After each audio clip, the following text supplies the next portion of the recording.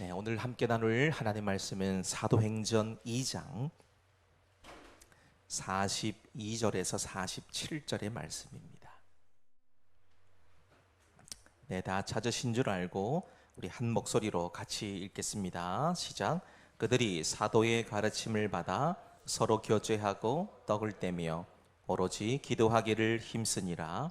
사람마다 두려워하는데 사도들로 말미암아 기사와 표적이 많이 나타나니 믿는 사람이 다 함께 있어 모든 물건을 서로 통용하고 또 재산과 소유를 팔아 각 사람의 필요를 따라 나눠주며 날마다 마음을 같이하여 성전에 모이기를 힘쓰고 집에서 떡을 떼며 기쁨과 순전한 마음으로 음식을 먹고 하나님을 찬미하며 또 온 백성에게 칭송을 받으니 주께서 구원받는 사람을 날마다 더하게 하시니라. 아멘. 네, 오늘은 우리 교회가 이곳에 세워진 지 8번째 해를 맞이하고 있습니다.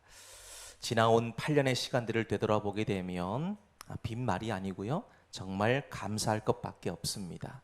모든 것이 부족했고 참 어설펐습니다마는 하나님께서 우리를 이 자리까지 불러 모으시고 또 여기까지 한 걸음씩 인도해 주셨습니다.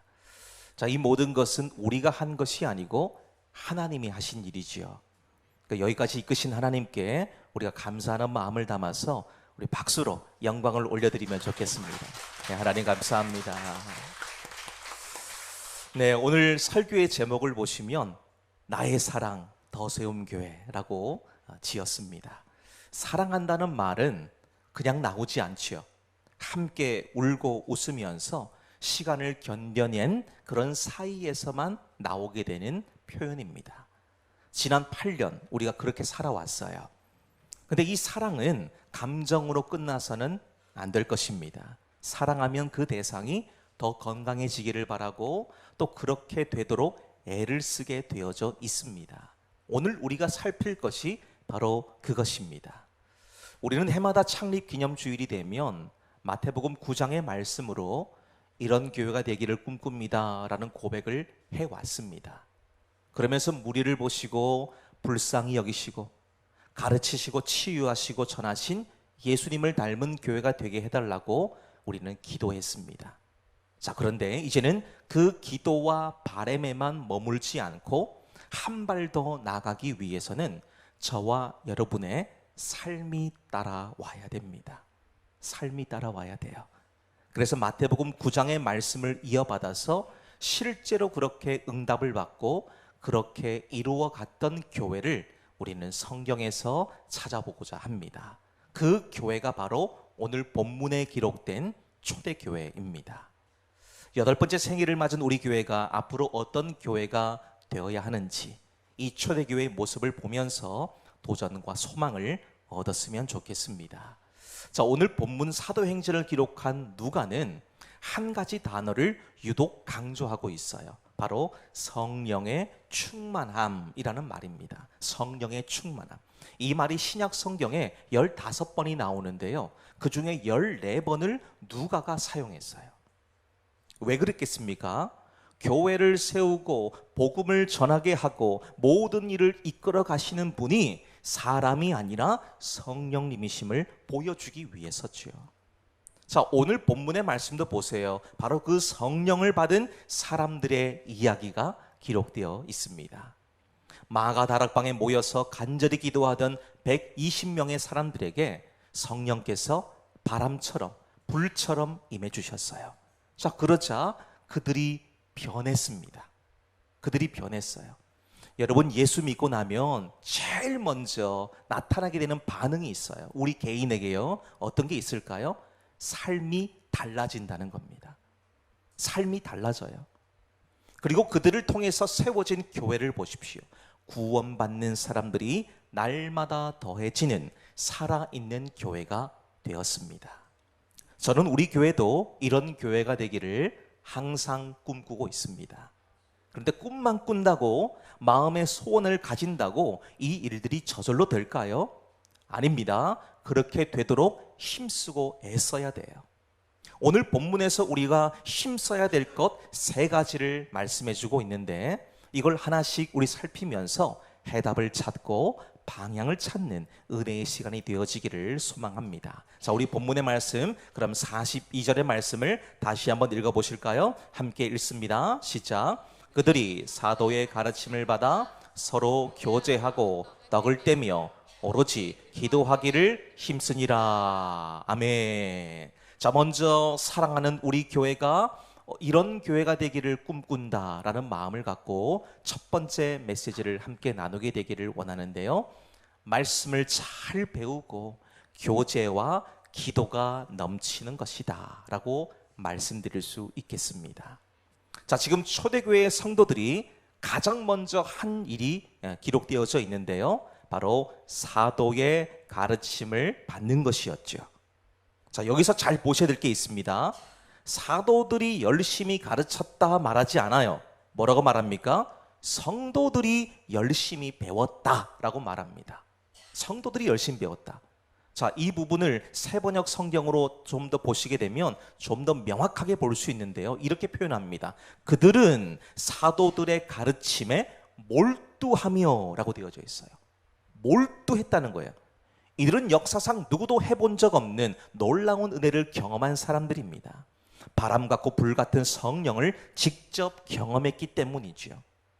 이전까지는 하나님의 영, 이 성령이 하나님의 일에 꼭 필요할 때만 제한적이고 선별된 사람들에게만 임했습니다. 무엇보다 그 사역이 마치고 나면 성령은 떠나가셨어요. 근데 예수님의 십자가 대속과 부활, 승천하신 이후에 약속하신 성령이 이들에게 찾아오셨습니다. 그리고 모인 모든 무리들에게 강력하게 임하셨죠. 이 성령의 은혜는 이전과 다르게 떠나지 않으십니다. 늘 머무시지요. 교훈하시고 가르치시고 말씀을 생각나게 해주십니다.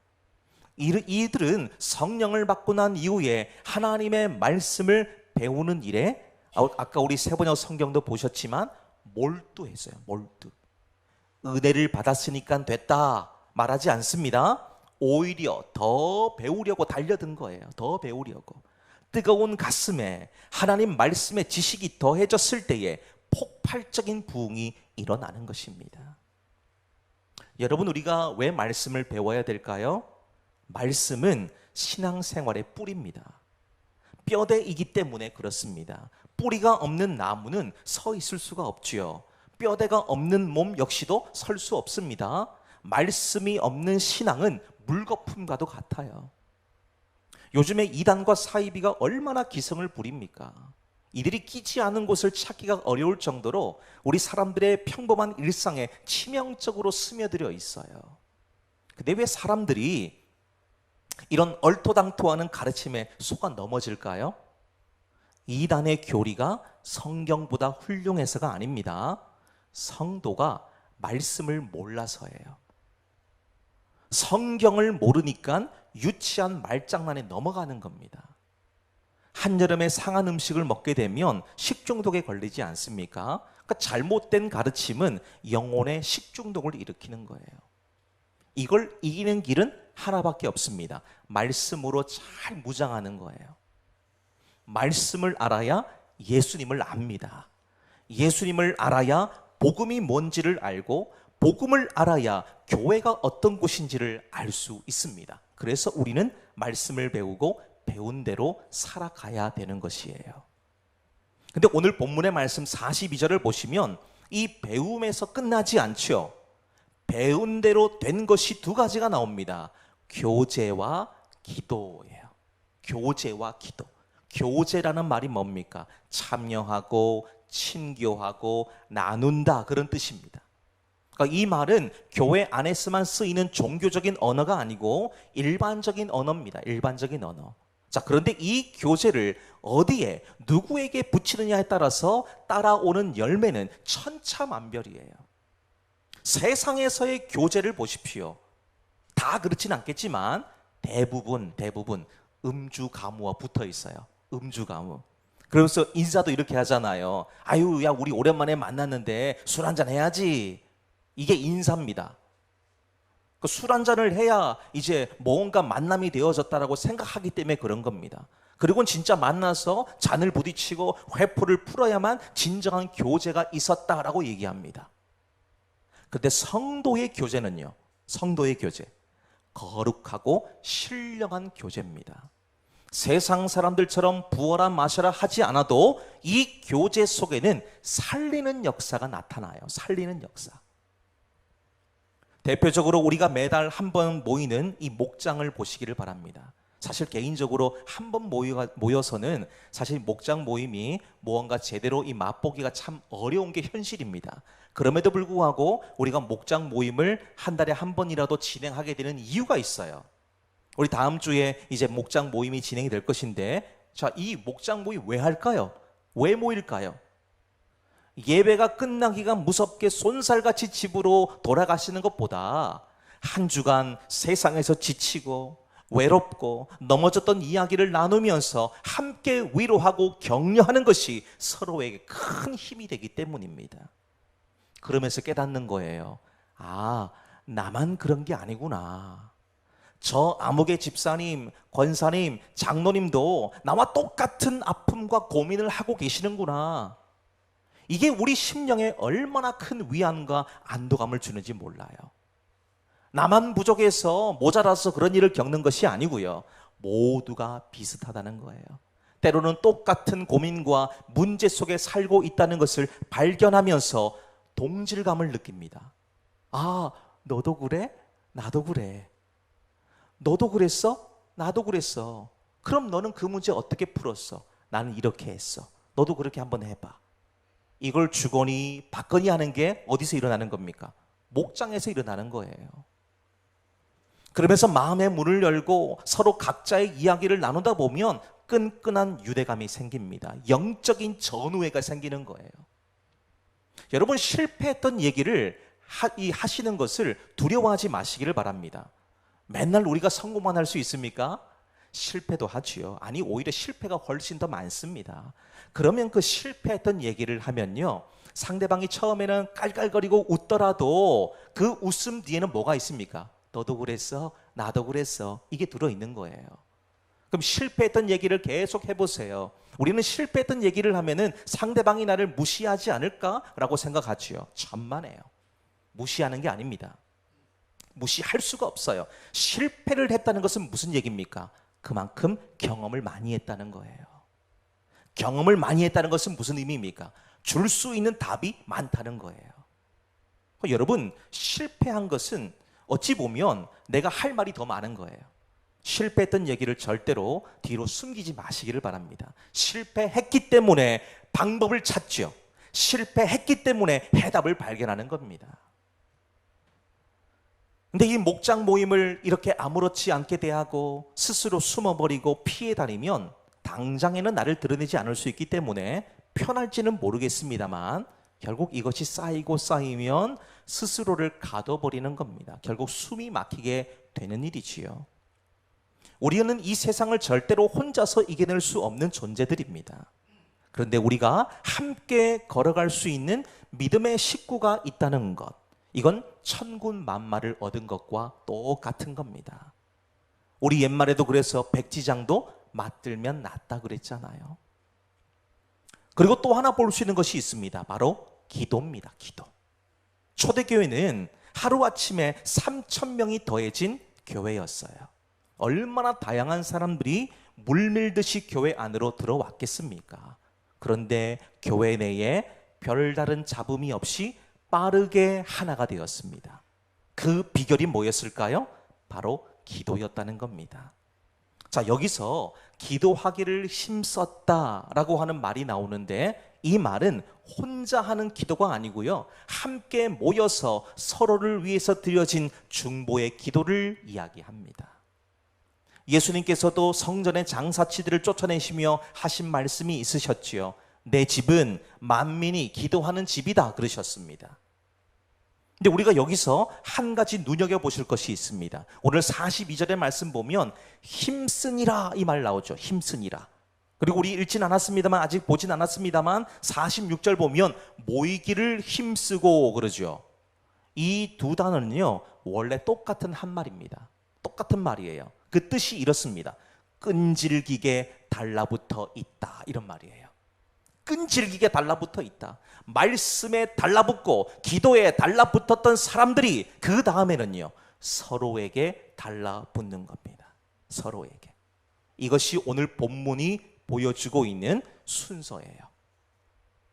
교회 안에는 사람의 소리, 세상의 소리가 아니라 기도의 소리가 가득해야 됩니다. 기도의 소리.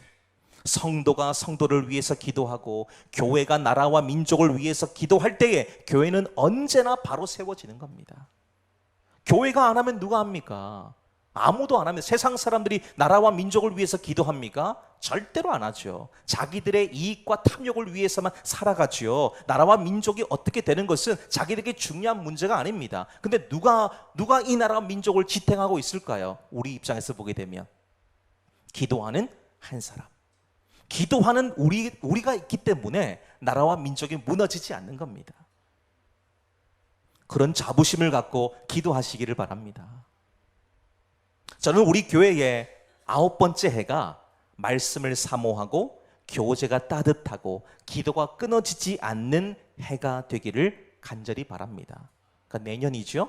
올해 우리가 8번째 해를 맞았으니까 한 해를 지나가면서 그러한 교회가 되기를 간절히 바라는 것입니다. 교회가 존재하는 목적이 바로 여기에 있기 때문이지요. 교회 존재 목적입니다. 자, 두 번째, 우리 교회가 이런 교회가 되기를 꿈꿉니다. 자, 44절에서 46절의 말씀입니다. 우리 함께 읽겠습니다. 시작. 믿는 사람이 다 함께 있어 모든 물건을 서로 통용하고 또 재산과 소유를 팔아 각 사람의 필요를 따라 나눠주며 날마다 마음을 같이하여 성전에 모이기를 힘쓰고 집에서 떡을 떼며 기쁨과 순전한 마음으로 음식을 먹고. 아멘. 자, 두 번째는 우리 교회가 이런 교회가 되기를 꿈꾸는데요, 무엇이든 함께하는 교회가 되는 것입니다. 저는 8번째 해를 맞은 우리 교회를 보면서 솔직하게 나누고 싶은 것들을 오늘 본문에서 발견하게 됐습니다. 바로 초대교회가 보여주고 있는 함께하는 겁니다. 함께하는 것. 자, 지금 초대교회를 보시면 지금처럼 좋은 프로그램이 있었습니까? 우리 교회처럼 처음 교회 나오시면 10주간 새가족 양육을 하고 27주간 교리대학을 하고 2년간 제자훈련, 사역훈련을 하는 양육 시스템이 있었습니까? 눈을 씻고 찾아봐도 그런 것을 했다는 기록은 전혀 없습니다. 또한 지금처럼 크고 화려하고 세련된 예배당이 있었습니까? 아무것도 없었어요. 아무것도.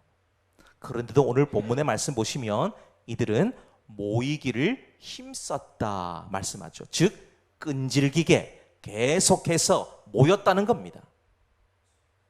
당시 시대적으로 예수님을 믿는다는 것은 목숨을 걸어야 될 만큼 위험한 일이었습니다.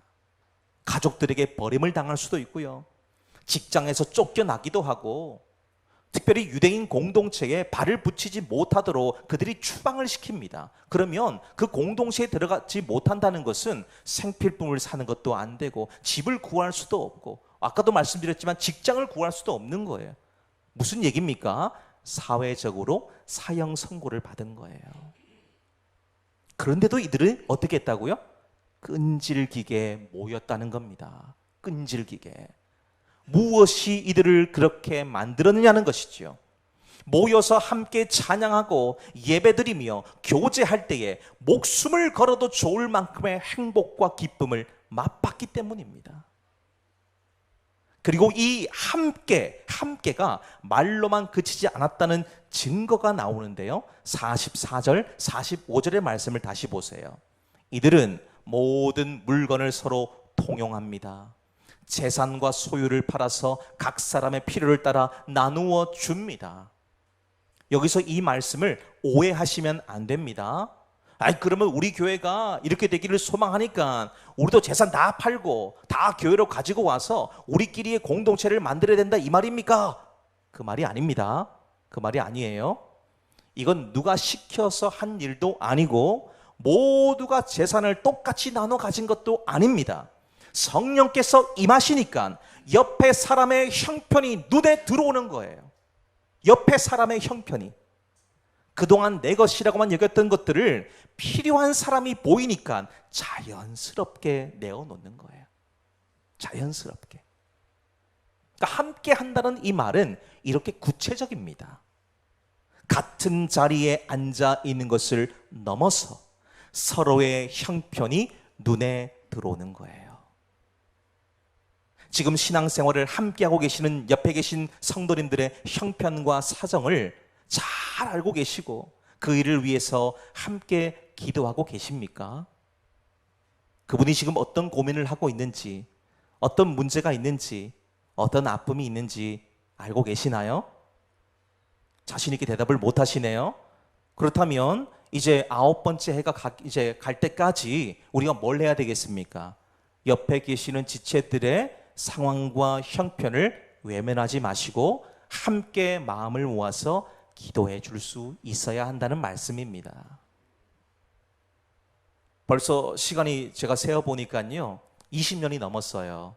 제가 튀르키예로 단기 선교를 갔을 때 제가 직접 이것을 경험해 본 적이 있습니다.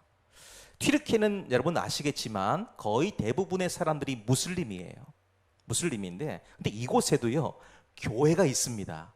교회가 있어요. 그것도 이스탄불이라고 하는 튀르키예의 어찌 보면 상징적이기도 하고 가장 큰 도시 이스탄불 시내 한복판에 있는 탁심이라는 거리가 있는데요. 여기서 차로 1분 거리에 교회가 세워져 있어요.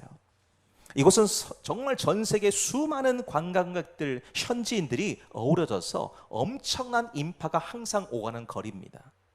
근데 제가 가기 한 2-3달 전에 쓰레기통에 설치되어 있던 소형 폭발물이 폭발을 해가지고요 몇몇이 다치는 그런 사고가 있었고요. 또 몇 해 전에도 아주 큰 대규모 폭발이 있어서 많은 사람들이 죽고 다치는 그런 일들이 있었다고 합니다.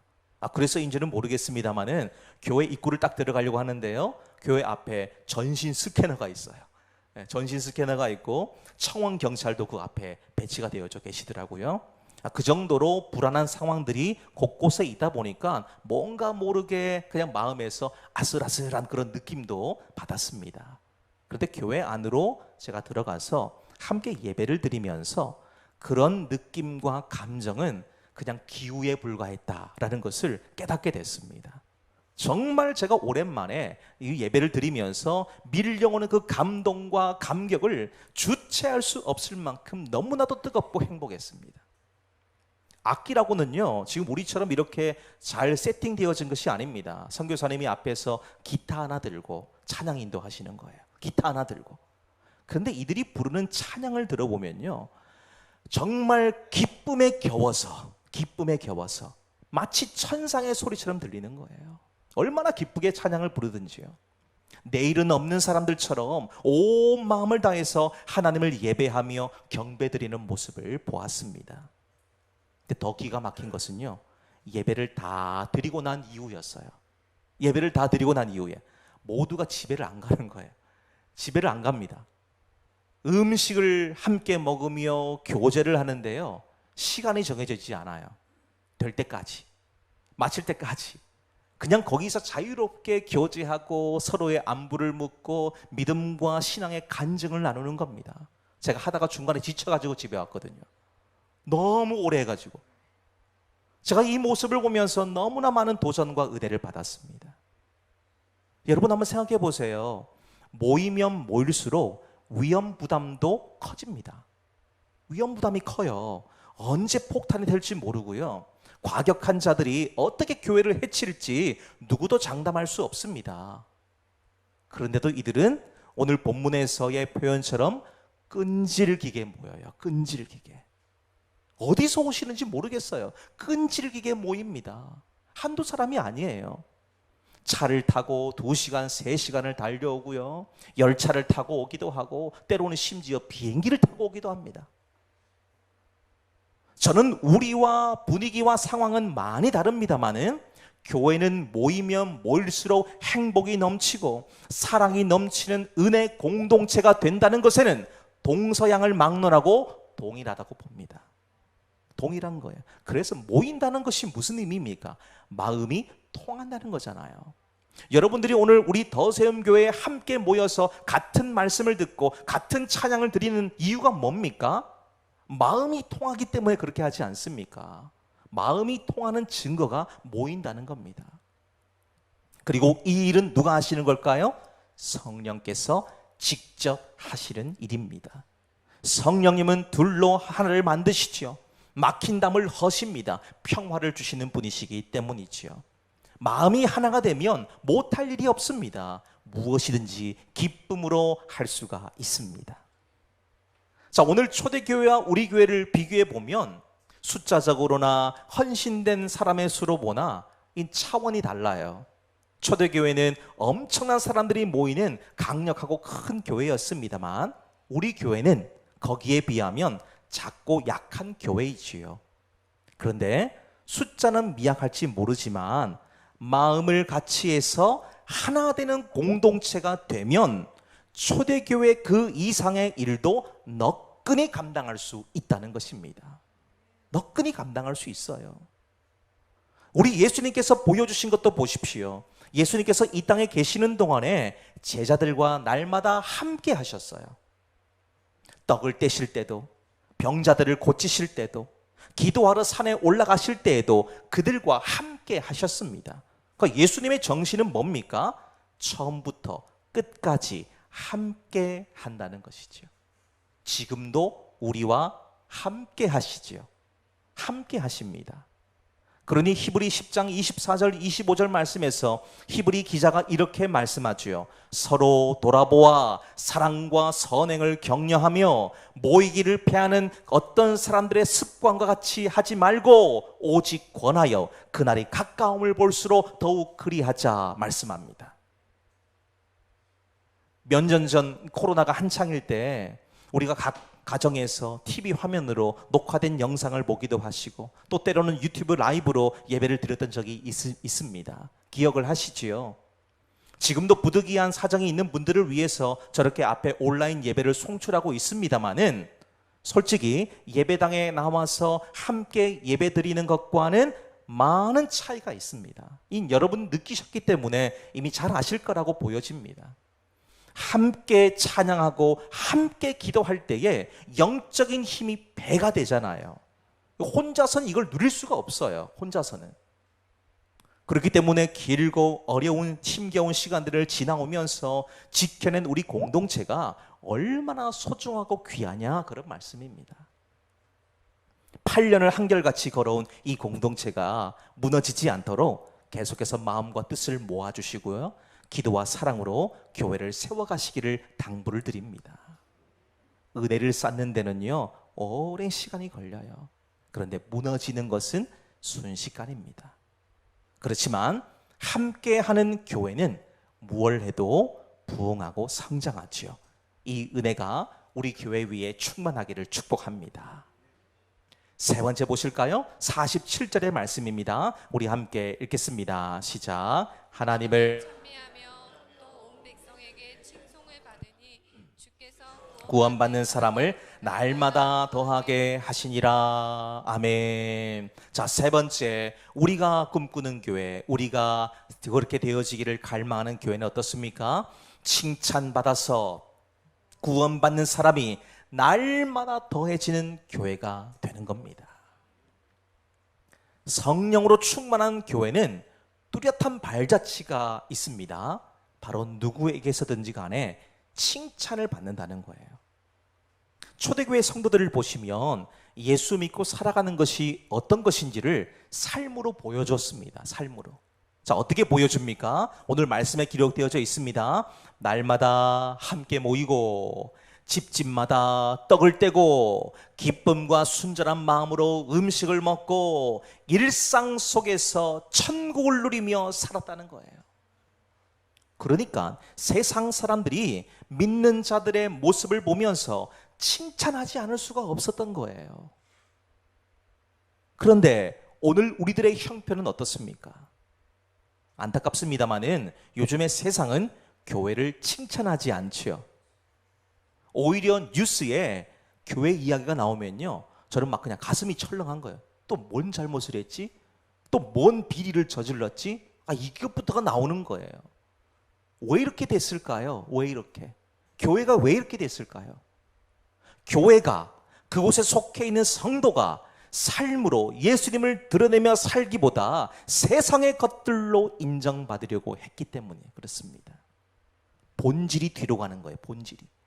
비본질이 주인 되는 노릇을 했기 때문에, 그 모습을 보였기 때문에 사람들로부터 인정과 칭찬을 받지 못하게 된 것입니다.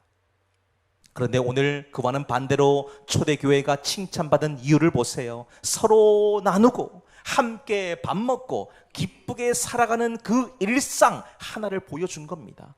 다른 것 한 게 아니에요. 세상이 뭘 보느냐? 여전히 이런 것을 보고 있다는 겁니다. 우리 교회를 향한 세상의 평판은 우리가 살아가는 골목, 우리의 직장, 이웃들로부터 만들어진다는 겁니다. 예수 믿고 살아가는데 매일 울상이고 고통에 눌려서 살아가고 입만 열면 안 된다, 못한다, 힘들다, 괴롭다, 이런 말을 하면 누가 예수 믿으려고 하고 교회로 오겠습니까? 아이고, 저 사람 보니까 교회 가볼까 싶다가도 가나 안 가나 똑같은데 뭐 하려고 내가 시간 빼가지고 교회 가냐, 그냥 집에서 푹 쉬는 게 훨씬 낫다, 그렇게 판단하시는 거예요. 정말 작은 우리의 삶의 태도 하나가 하나님 나라의 확장을 가로막는 걸림돌이 된다면 우리는 뼈를 깎는 노력을 통해서라도 믿음의 사람으로 살도록 몸부림쳐야 됩니다. 믿음의 사람으로. 안 힘든 사람이 어디 있습니까? 다 힘들어요, 사실. 괴롭지 않은 사람이 어디 있습니까? 다 괴로워요, 다 힘듭니다. 다 관계에서 문제가 있고요. 직장 내에서도 여러 가지 문제들이 있습니다. 우리의 삶은 항상 갈등이에요, 갈등. 근데 갈등인데 이 갈등을 어떻게 풀어내느냐가 우리의 실력이잖아요. 우리의 실력입니다. 예수님 믿고 살아가는 우리들에게 그런 실력, 우리 가는 곳마다 평화를 주고 기쁨을 주고 행복을 주는 그런 실력으로 바뀌어져야 됩니다. 꼬인 것이 풀어지고 묶인 것이 다시 한번 해답을 열게 되고 그렇게 답을 찾아가도록 만들어주는 것이 우리 믿는 자들이 해야 될 일이라는 것이지요. 그리고 무엇보다 이들의 지금 입술 고백을 보시기 바랍니다. 하나님을 향한 찬양이 끊이지 않았다라고 고백하죠. 찬양이 언제 나옵니까? 노래가 언제 나오나요? 보통 기쁘고 행복할 때 나오잖아요. 여러분들이 정말 기쁘고 행복할 때 나도 모르게 막 콧노래가 막 흥얼거려집니다. 뭐 그게 세상 노래가 될 수도 있겠고요. 또 때로는 찬양이 될 수도 있겠지요. 나를 움직였던 그 노래, 그 찬양이 내 콧노래 속에서 나도 모르게 막 흥얼거리면 나오는 거예요. 그런데 이런 행복감은 어떤 일을 하든 어디에 있든 다른 것들이 절대로 침범하지 못하지요. 무엇 때문에 그렇습니까? 지금 내가 기쁨에 사로잡혀 있거든요. 기쁨에. 내가 기쁘면요, 옆에서 누가 쓴소리를 해도, 누가 이상한 소리를 해도 듣지 않을 수 있어요. 내 마음이 지금 그것을 초월할 수 있는 힘을 가지고 있잖아요. 찬양이 바로 그겁니다. 또한 하나님이 내 삶을 이끌어 가시고 내 기도에 응답하시는 것을 느낄 때에 누가 시키지 않아도 속에서 노래가 막 흘러나오는 거예요. 자, 여러분들은 지금 속에서 뭐가 나오고 계시나요? 찬양이 나오시나요? 뭐 찬양이 아니더라도 노래가 나오시나요? 기쁘고 즐겁냐는 말씀입니다. 성경에 나오는 얘기를 하나 해드릴게요. 역대하 20장의 말씀 보면 이 찬양의 위력이 어느 정도인지를 우리들에게 보여주고 있습니다. 어느 날 남유다 왕 여호사밧이 적들의 연합군이 유다로 진격해 온다는 소식을 들었어요. 그러니까 소위 말해서 멘붕이 온 거예요. 왜냐하면 자기들의 힘으로는 도저히 이 적들을 막아낼 수 있는 능력이 없었기 때문입니다. 근데 그가 거기에 머물렀다면 그럼 뭐 항복을 했든지 뭐 스스로 목숨을 끊었든지 뭔 수가 있겠지요. 근데 그렇게 하지 않았다는 거예요. 두려움에 머물지 않고 온 백성들과 함께 금식하며 기도하기로 작정해요. 자, 이때 하나님께서 선지자 야하시엘이라는 사람을 통해서 이렇게 말씀하게 하십니다. 역대하 20장 17절의 말씀이에요. 이 전쟁에는 너희가 싸울 것이 없나니 대열을 갖추고 이루어 서서 너희와 함께한 여호와가 구원하는 것을 보라. 누가 하신 말씀이라고요? 하나님이 야하시엘이라는 선지자의 입을 통해서 이스라엘 백성들, 두려워서 떨고 있는 이스라엘 백성들에게 이 말씀을 해주신 거예요. 너희들 두려워 떨 필요 없어. 그 싸움은 내가 할 거야. 지켜보거나 있어. 그 말씀하시는 거예요. 자, 이 말씀에 힘을 얻은 여호사밧이 어떻게 하냐? 전술, 전략, 군사 숫자를 늘리는 데에 힘을 쏟지 않습니다. 대신에 군대 맨 앞에 찬양대를 세워요. 이런 전쟁 보셨나요? 찬양대를 제일 앞에 세웁니다. 그리고 찬양을 드리면서 이 전쟁에 참여하는데요, 하나님께서 찬양의 소리를 들으시고는 복병을 두셔서 적들이 서로 치고받고 싸우게 만드는 겁니다. 한 사람도 남기지 않고 다 죽게 만드십니다. 칼 한 번 휘두르지 않았어요. 그저 하나님 말씀하시는 대로 지켜보며 찬양했을 뿐인데 완벽한 승리가 있게 하셨습니다. 하나님을 찬양하게 되면 하나님께서는 우리가 생각하지도 못한 방법으로 문제를 풀어가신다는 겁니다. 이 비밀을 알았던 다윗도요, 시편 곳곳에서 수없이 말하고 있는 것이 있습니다.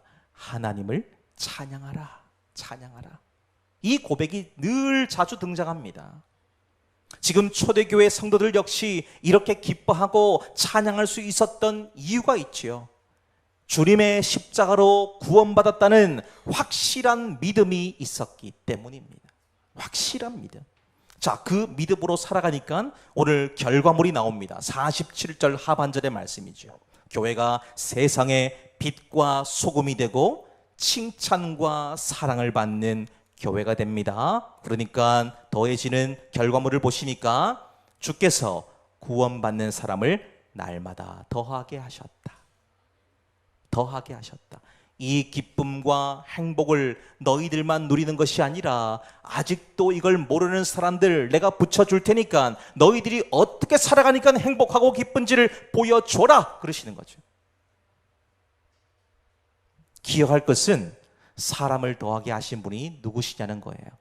오늘 본문에서 앞에 보시면 구원받는 사람을 날마다 더하게 하셨다, 이 말 앞에 뭐가 붙어 있습니까? 주께서. 너무 중요한 얘기예요. 주님이 하시는 겁니다. 우리가 할 일은 말씀을 배우고 함께 모이고 찬양하며 사는 거예요. 그러면 부흥은 주님이 주시는 겁니다. 주님이 주시는 거예요. 교회는 언제나 부흥을 꿈꿔야 됩니다. 아이가 태어나면 자라나야 하는 것처럼 살아있는 교회라면 자라나야 됩니다. 이제 8살이 된 우리 교회도 마찬가지죠. 9번째 해에는 하나님과 사람들에게 칭찬을 받아서 구원받는 사람이 날마다 더해지는 교회가 되기를 꿈꿉니다.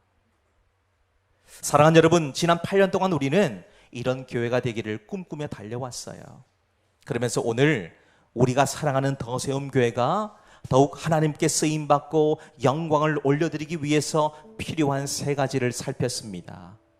말씀을 잘 배우고 교제와 기도가 넘치는 교회가 되는 것이지요. 무엇이든 함께하는 교회가 되는 겁니다. 칭찬받아서 구원받는 사람이 날마다 더해지는 교회가 되는 것이지요. 이렇게 되기를 힘쓸 때에 교회의 머리이시고 주인이신 하나님께서 우리 교회를 그렇게 만들어 가실 것입니다. 돌아보게 되면 마태복음 9장에서 예수님께서 무리를 보시고 불쌍히 여기신 그 마음이 오늘 본문의 초대교회에서 열매로 맺혀진 것입니다. 예수님께서 가르치신 것처럼 이들은 말씀에 몰두했지요. 예수님이 고치셨듯이 서로의 필요를 채우셨습니다. 예수님이 전하셨듯이 이들을 통해서 구원받는 사람이 날마다 더해졌습니다. 우리도 지난 8년간 해온 것처럼 여전히 멈추지 않고 사랑하는 주님께 온 마음을 다해서 예배드리시기를 소망합니다. 그분께 모든 영광과 감사와 찬송의 목소리를 높여서 올려드리시기를 소망합니다. 그렇게 되기 위해서 우리에게도 초대교회 성도들과 같은 성령의 충만한 은혜가 필요합니다. 성령으로 충만한 은혜를 누리게 되면 내가 하려던 것이 성령 하나님이 하시는 것으로 바뀌어지게 되지요. 또한 이 은혜로 채워져 있어야 세상의 소리와 육신의 소리는 사라집니다. 영혼 깊은 곳에서 울려나는 하늘의 소리로 가득하게 되는 것이지요.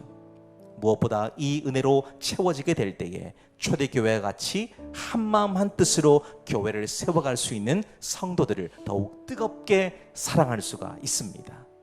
교회의 사랑은 곧 하나님을 사랑하는 거예요. 저는 우리 더세움교회 공동체에 속한 우리 모두가 서로를 더욱 뜨겁게 사랑하면서 주님이 우리를 사랑하신 것에 삶에서 녹여내는 성숙한 은혜로 충만해지기를 원합니다. 그래서 교회가 우리를 통해 더 건강해지고 지역과 열방에 좋은 소문이 나서 구원받는 자의 수가 날마다 더해지게 되시기를 주님의 이름으로 축복합니다.